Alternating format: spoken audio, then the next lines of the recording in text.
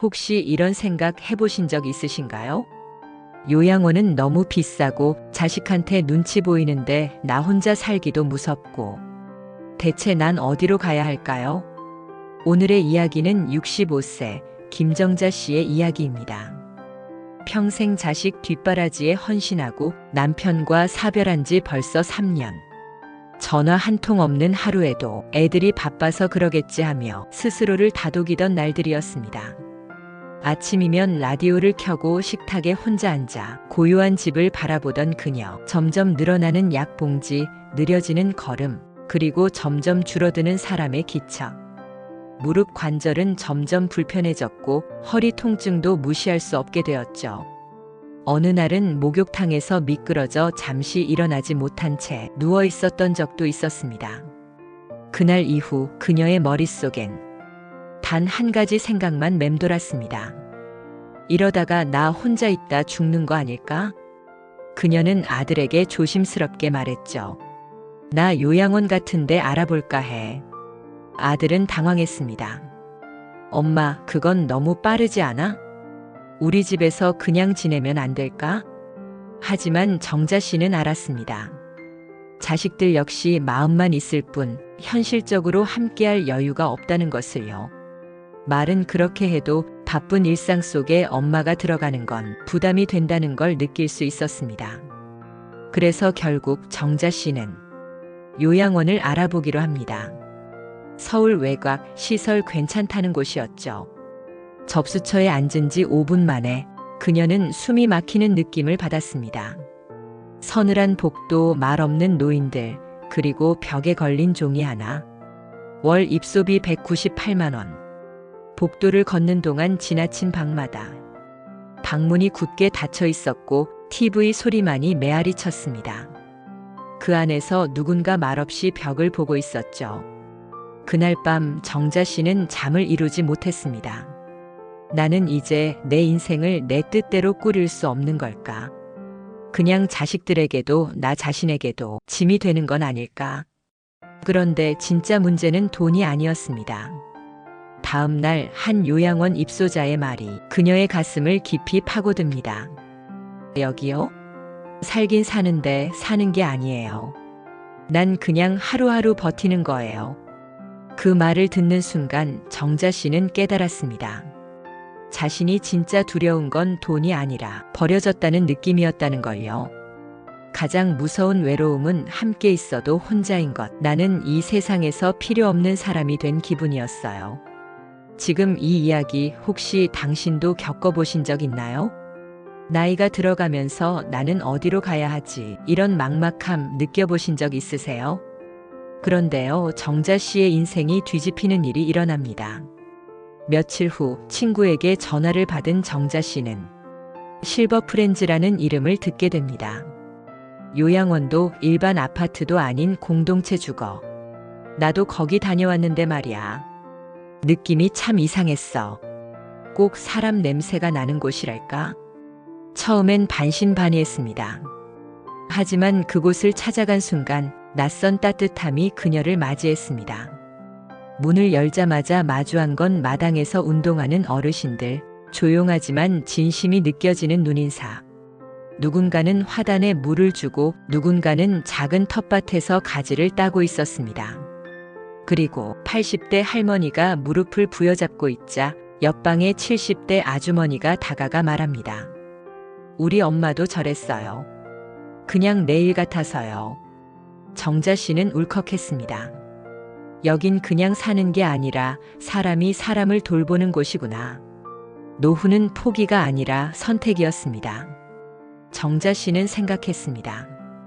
나는 늘 짐이 되고 있다는 생각에 눌려 살았는데 여기선 필요한 사람일 수 있을 것 같아. 함께 나이 들어가는 삶도 가능하구나. 실버 프렌즈는 요양원이 아닙니다. 그러나 아프면 살펴주고 기쁘면 함께 웃고 외로우면 옆에 있어주는 그런 곳이었습니다. 한 달 평균 관리비는 6,070만 원. 그보다 더 귀한 건 그곳에서 오가는 따뜻한 말 한마디였습니다. 어느 날 생일상을 받게 된 정자 씨. 정자 언니, 오늘은 당신이 주인공이에요. 당신이 여기 와줘서 우리가 더 따뜻해졌어요. 그 말에 정자 씨는 조용히 눈물을 흘렸습니다. 축하받는 게 정말 오랜만이었거든요. 나는 지금 다시 살아있는 기분이에요. 이곳에선 매일 아침마다 누가 기침했는지 다 압니다. 몸이 안 좋아 보이면 챙겨주고 마음이 지쳐 보이면 같이 산책 나갑니다. 누군가는 매일 라디오를 틀고 시 한 구절을 낭독하며 하루를 시작하죠. 이런 건 가족이어야 가능한 거 아닌가요? 하지만 그들은 피 한 방울 섞이지 않은 사람들이었습니다.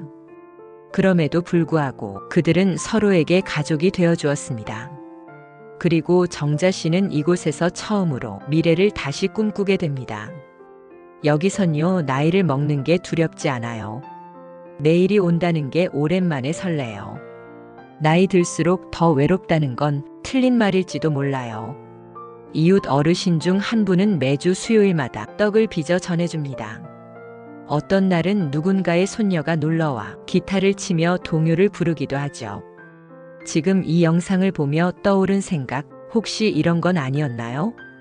나는 아직 요양원 생각은 안 해봤는데 자식들 눈치 안 보려고 그냥 버티고 있는데 노후가 이렇게 외롭고 복잡할 줄은 몰랐는데 지금까지 등장한 이야기 혹시 당신 얘기 같지 않으셨나요? 그렇다면 지금부터가 진짜 중요한 순간입니다. 요양원이라는 단어만 떠올려도 버려진다는 느낌이 먼저 드는 현실 속에서 우리는 다른 선택지를 진지하게 생각해 본 적이 있었을까요? 간병, 돌봄, 비용, 외로움, 그 모든 걸 감당할 수 없다고 느낀 적 있으신가요? 그렇다면 공동체 주거라는 대안이 있다는 사실, 오늘 처음 알게 되셨나요? 이제 중요한 건 내가 어떤 노후를 꿈꾸느냐는 것입니다. 혼자가 아닌 함께하는 노후, 누군가에게 짐이 아닌 나 자신으로 살아가는 노후, 그 시작은 내가 살고 싶은 삶이 뭔지 정확히 아는 것부터입니다. 정자 씨는 요즘 시 낭독 모임을 엽니다. 첫 문장은 늘 이렇습니다.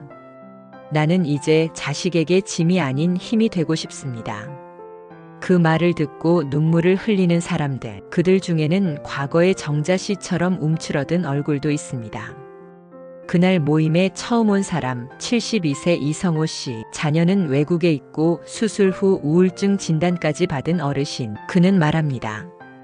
여기 와서 처음으로 누가 내 이름을 불러줬어요. 내가 아직 살아있다는 느낌, 이게 이렇게 소중한 줄 몰랐어요. 사람은 누군가의 이름을 부를 수 있을 때 다시 살아가는 겁니다. 그 후 이성호 씨는 매일 커피를 내리고 잡지를 오려 벽에 붙이고 누군가에게 먼저 안부를 묻습니다. 아무도 시키지 않았지만 모두가 고맙다고 말합니다. 정자 씨는 말합니다. 돈도 건강도 중요하지만 진짜 무서운 건 쓸모없는 존재라는 생각이었어요. 그런데 지금은 매일 내가 필요한 사람이라는 걸 느껴요.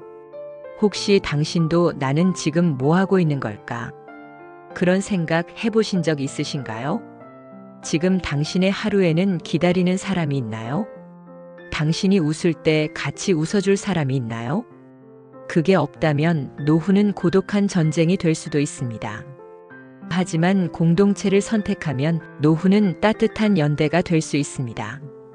지금 이 이야기를 들으며 가슴 한켠이 찡하셨다면, 혹시 지금 당신도 나이 드는 게 두렵다고 느끼셨다면, 부모님이 요즘 따라 말씀이 줄고 혼자 있는 시간이 많아지셨다면 이야기의 끝에서 드리고 싶은 말이 있습니다. 노후는 언젠가 준비해야 할 일이 아니라 지금 돌아봐야 하는 삶의 일부입니다. 노후는 나중이 아니라 오늘부터입니다. 요양원만이 답은 아닙니다. 병원 침대 위에서 하루하루를 버티는 삶도 실버 공동체, 공동생활 주거, 따뜻한 연대가 있는 삶. 이 모든 건 정보가 없어서 용기가 없어서 놓치고 있었던 기회였을지 모릅니다. 지금 이 순간부터 당신도 선택하실 수 있습니다. 나는 앞으로 어떤 노후를 살고 싶은가? 혼자가 아닌 함께하는 노후, 지금이라도 늦지 않았습니다. 당신은 여전히 사랑받아야 할 사람입니다. 이 영상이 도움이 되셨다면 좋아요와 구독은 큰 힘이 됩니다. 댓글로 여러분의 이야기를 들려주세요. 함께 공감하고 함께 답을 찾아보겠습니다.